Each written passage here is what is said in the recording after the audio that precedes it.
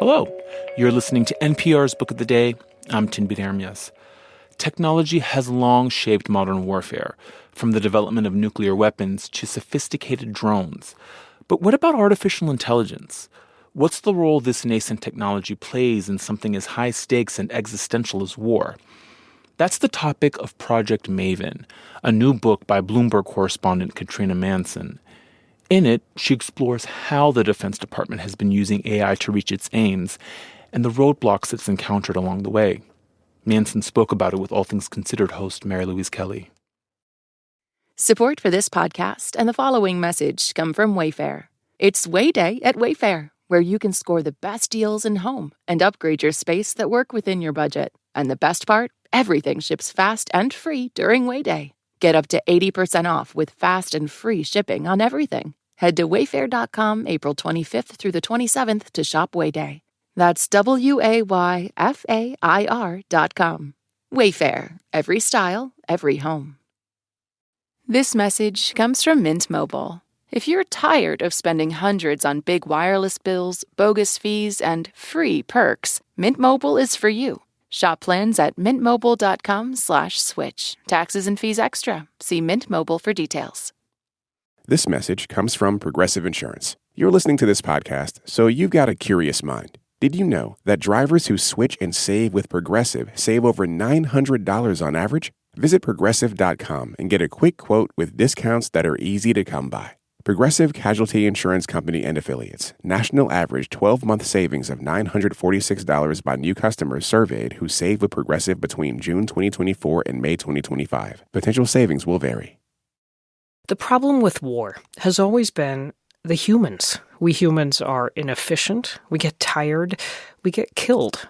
That is the view of a Marine Corps colonel named Drew Cukor, who arrived at the conclusion that humans do better when machines help us, and that AI will completely change, maybe already is changing, the way that America fights wars. Well, his story is at the heart of a new book about the Pentagon's campaign to incorporate AI into combat, a campaign known as Project Maven. Project Maven is also the title of the book. The author is Katrina Manson, and she is in our New York bureau. Welcome. Thanks so much. So Project Maven actually gets stood up in 2017. Why? What was happening then that this got greenlit? By then, the US is deep into its forever wars, which are meant to be winding down in Afghanistan and Iraq, but they're also fighting ISIS.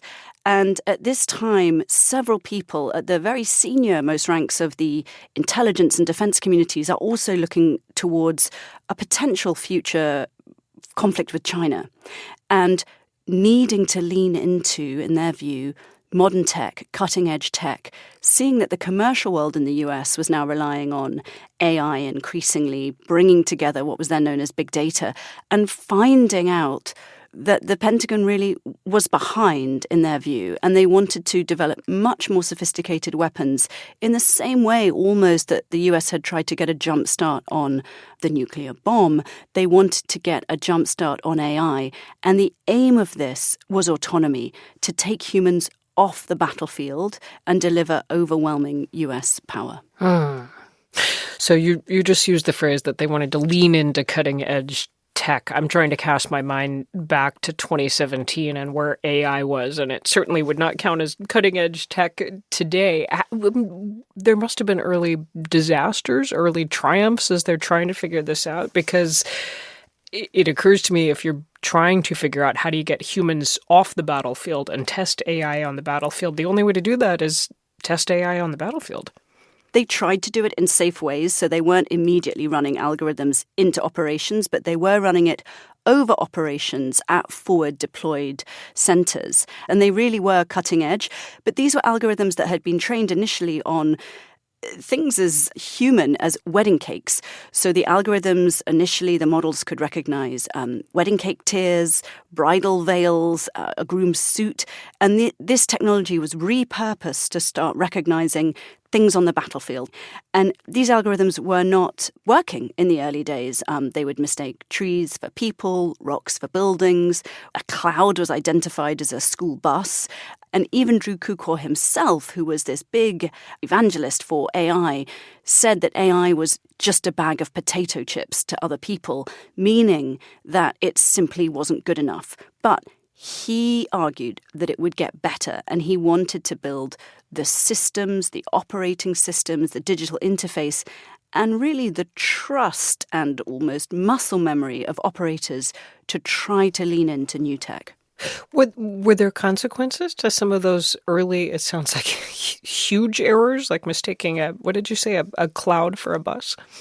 I think the consequences there were fury and a lack of take-up. So operators just stopped using it, and then they had to rethink, and they sent out people who were very skilled as drone analysts to try and encourage them to say, look, AI could help. One of the first breakthroughs they had was AI did detect someone hiding quicker than a human did.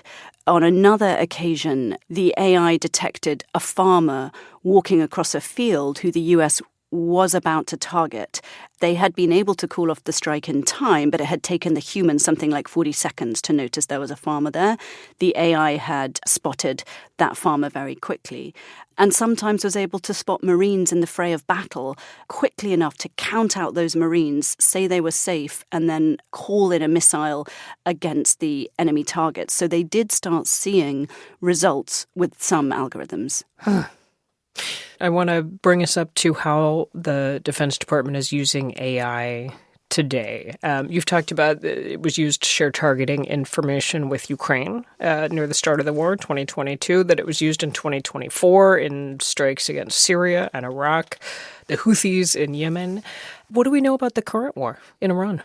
I think it's very interesting that CENTCOM has been prepared to take time out during these operations to make public that they are using AI tools. The spokesperson of Central Command has also told me they're using a variety of AI tools to generate points of interest. Now, points of interest is sort of military speak for everything before a decision to target. So the line they're drawing there is that AI is not deciding what to shoot at, but they are using AI to develop targets, including location, elevation, description, and most recently, a senior defense official even explained that the system, Maven Smart System, can develop courses of action and work through something called Target Workbench, all of which is about developing not only a target, but also the weapon you would pair with it and what order you might shoot it in.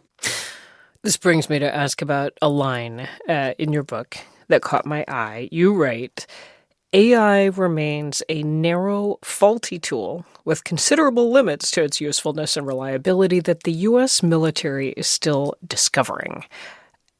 Limits like what? There's widespread knowledge within the Pentagon that AI can make mistakes. We all know that AI can hallucinate, it can be prone to bias. It also has this thing called algorithmic drift. Over time, algorithms tend to become less right. And in addition, research has shown, and some of the advisors to the Pentagon have highlighted this research to me, that chatbots can be escalatory. They can tend to agree with you. You're reminding me of the 1980s Matthew Broderick movie. War Games. Right, exactly. And one official I interviewed did say we're not building the Whopper. But actually, if you are asking questions about, shall I take this move? Is this a sensible move? Are we in line with the laws of war? You have to be very careful about the way in which you ask that question. And I do report in the book that they have thought about this, or some quarters of the Pentagon have, and they're trying to add guardrails into the prompts. It tries to say, are you going to escalate? Check that you don't. And so the claim was made to me that you can actually rein in that capacity for error rather well. I think that needs to be continually tested, and the extent to which this administration is prepared to accelerate AI and also consider the policy implications and just the technical realities of AI is still something that's rolling out.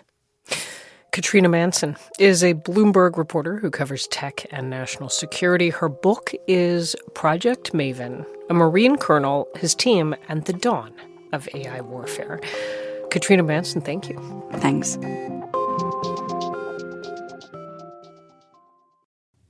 This message comes from Bombas. Your feet hit the ground an average of 2,000 times in a mile. Bombas sports socks are designed to support you every step. Sprint to bombas.com/NPR and use code NPR for 20% off your first purchase. This message comes from Rosetta Stone. Spring travel coming up? Rosetta Stone has been the trusted leader in language learning for over 30 years. Ready to start learning a new language this spring? Visit rosettastone.com/NPR today.